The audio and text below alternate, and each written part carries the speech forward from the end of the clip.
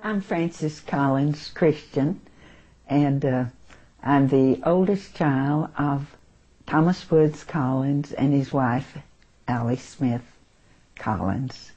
I was born in Armstrong County in a little town of Ringgold, the oldest of their 4 children.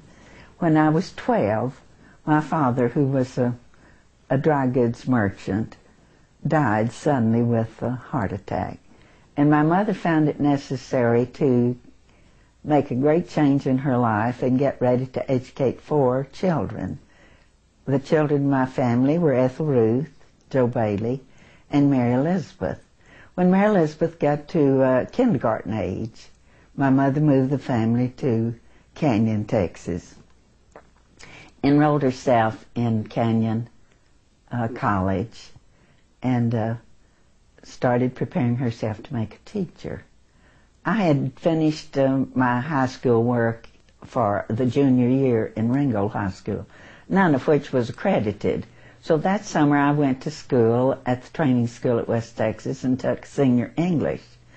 Having enrolled at Canyon High for the winter term, I was required to take 1 year of English.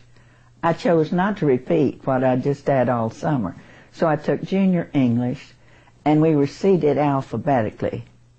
Collins sat behind Christian, and that's how I came to know Terrell, and how I eventually wound up on the Figure 3 Ranch, where I've been for 65 years. Terrell's mother and father had sent him to Canyon, bought a home in Canyon, and sent him to school over there.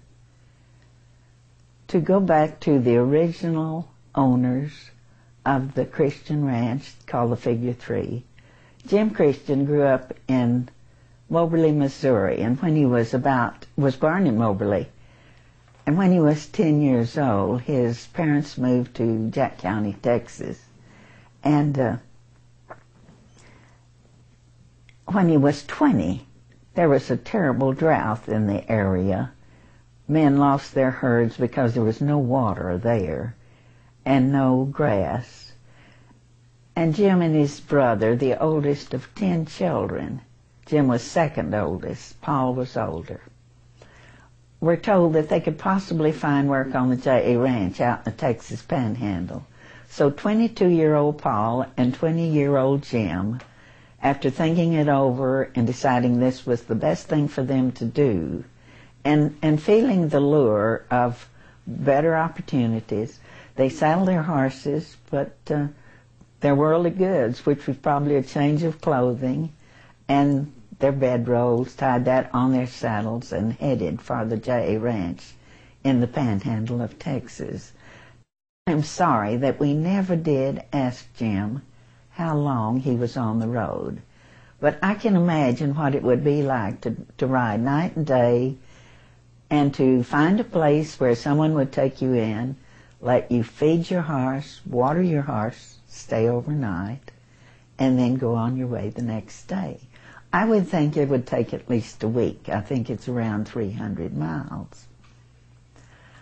Jim was short of stature and weighed 120 pounds. He was probably about 5'6".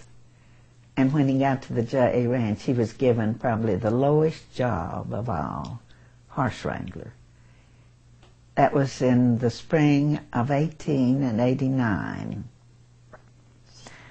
By the time he left the ranch 15 years later, he had never failed to draw a paycheck. He had never been ill or been too sick to work, so that he'd never failed to draw a paycheck. And he had become manager of the JJ Division, which was one of their really fine jobs. He was in charge of the registered herd that furnished bulls for the J.A. Ranch, and was living on Mulberry, which is out east and south of the little town of Claude. He had all the jobs that you would imagine on the ranch, and he spent a lot of time alone in winter camp. Some of the camps are still there today.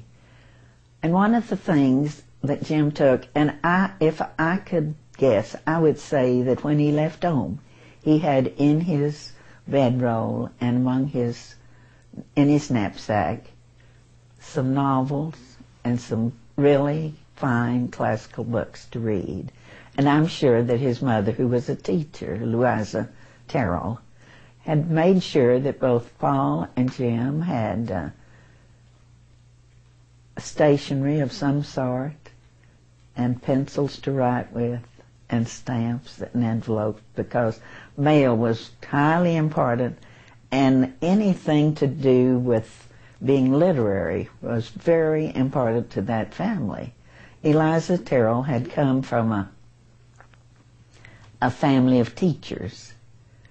In reading about the schools over Texas, it isn't unusual at all to find the name of a Terrell as on the faculty at North Texas State and one at the University of Texas.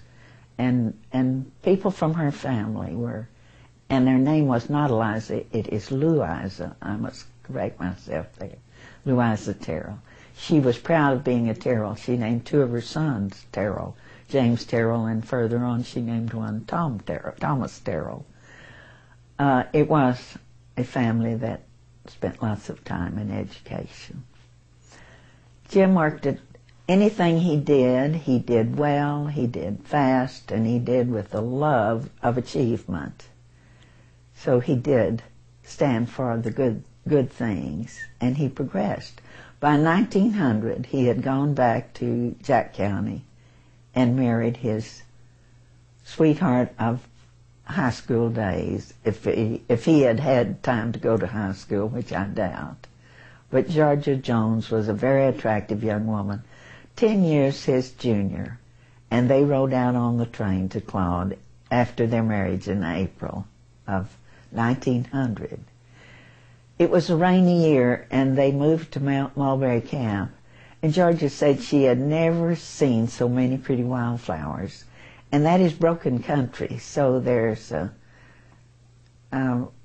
little creeks and lots of trees down there. It wasn't like living on the prairies, like she would do when she moved to her home where we are now.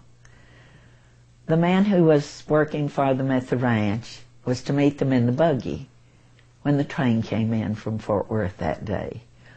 And somehow their plans had been changed and they didn't arrive.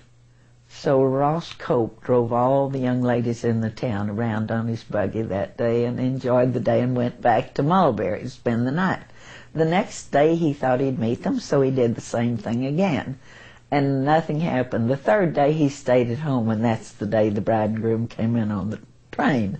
They got word to him, and he said, "I've never seen so many trunks in my whole life." Georgia, I'm sure, came from a family that had quilts and blankets and all the beautiful things that you did with needle and embroidery thread, sheets and pillowcases galore and cup towels, and probably a very beautiful trousseau that she took to Mulberry Camp with her that day. And life began. Within a year, they had their first child, Jones, their second child the next year. And the next year, they moved to this place. Jim had been able to file on land while he was living in winter camp for the J8th. That was one wonderful thing that the ranch did for the cowboys. They allowed them to go out and put a little shack, or a little building, maybe you shouldn't call it shack, a little building on the property, and spend so many nights a year there and pay so much filing fee, and then at the end of a certain length of time they could pay some more money to the state and claim that land for their own. And they could live on several sections at once, and that's the way Jim Christian got his start.